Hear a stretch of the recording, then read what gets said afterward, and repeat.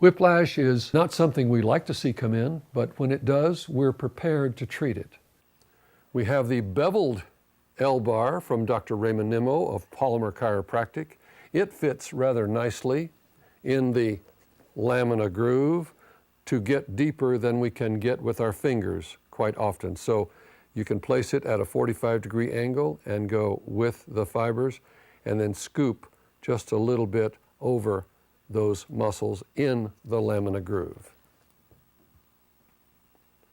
So find the finest processes here, move into the lamina groove, place the L-bar just in that groove and work delicately about 6 times back and forth with those fibers, and then just a little bit across to get deeper than we could get with our fingers. Be delicate, be thorough, be a little slow with the beveled L-bar.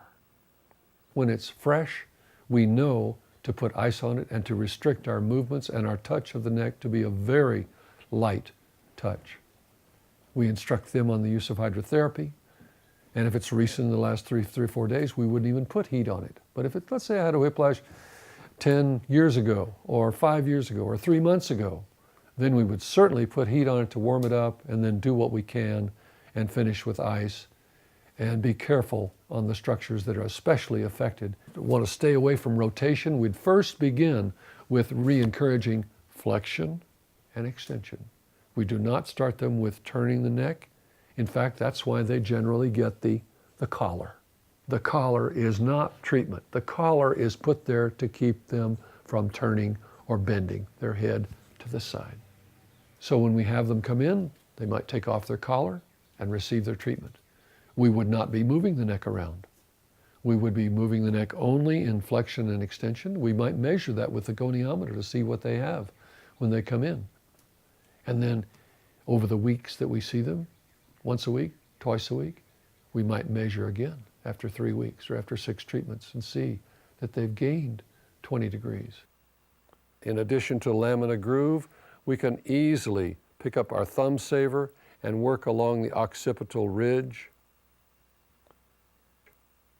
in a motion with the fibers and across the fibers, gently moving that Thumbsaver in this manner with those fibers and across the fibers, stopping anywhere that we find the need to, like right there, to treat a trigger point and allow the client to breathe and release.